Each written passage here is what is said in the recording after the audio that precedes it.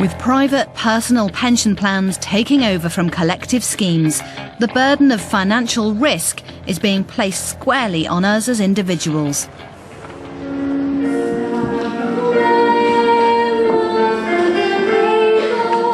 Of course, we all hope for a large pot of gold at the end of our retirement rainbow. But taking his financial future into his own hands has dealt Dennis Mountford's pension pot a crushing blow.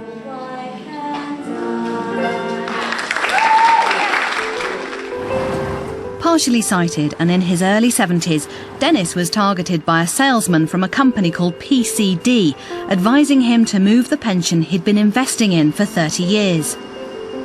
They claimed they invested moderately cautious investment, that it was regulated, so the firm sounded quite respectable. So I decided to go ahead with this, and the agent, the financial advisor, came back with a lot of forms, which I went through. Because I'm registered blind, he read most of them to me. Dennis thought his pension was being safely invested. But a few months later, he learnt the salesman had taken a 4% commission from the entire pot of £120,000. I knew I hadn't signed it with that 4% on. And in fact, we saw this same financial advisor a couple of days later. We told him that it was definitely not there when I signed it, and he did eventually agree that that was the case, that it had been added. To add insult to injury, a further 6% in commission was taken from Dennis's savings when they were invested in an offshore fund. So PCD had taken 10% of Dennis's entire pension pot in the space of just a few weeks. We've learnt that in the last 18 months, PCD has persuaded at least 200 people, either in or nearing retirement, to move their pension pots to offshore investments. Each time, PCD would take 10% of their clients' pension pots, earning the firm nearly £2 million in commission. So who's behind PCD? Well, this is the address given to clients who sign their savings over. In reality, this is just a mailbox address. There's no actual office here.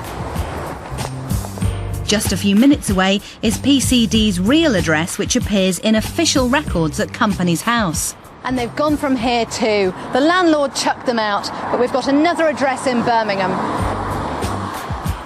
It turns out it's for a small bungalow on a typical residential street.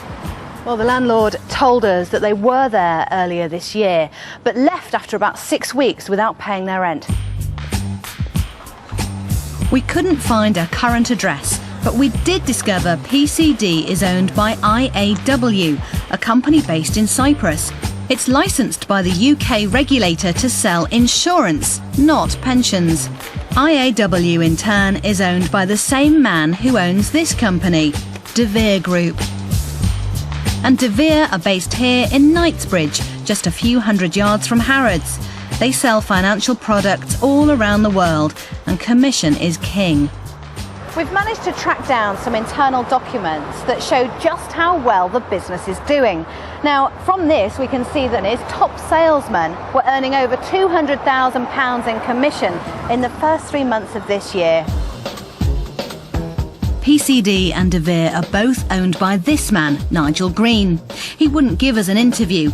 Instead, he gave us a statement saying he's no longer a director of IAW and had never played an active role in the day-to-day running of the company. He said IAW had acted properly in bringing their concerns about PCD to the attention of the authorities as soon as it became aware that allegations had been made. The Financial Services Authority won't comment on an ongoing investigation. PCD's elderly victims have been left to count their losses. I shall have to just carry on working for a bit longer, perhaps.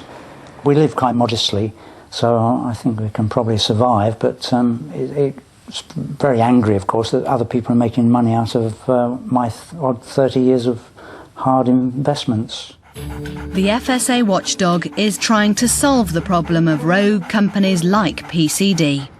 From 2013, financial advisors will be banned from earning commissions. Instead, they will only charge flat fees up front, so there will be no financial incentive for them to put investors with a poorly performing fund.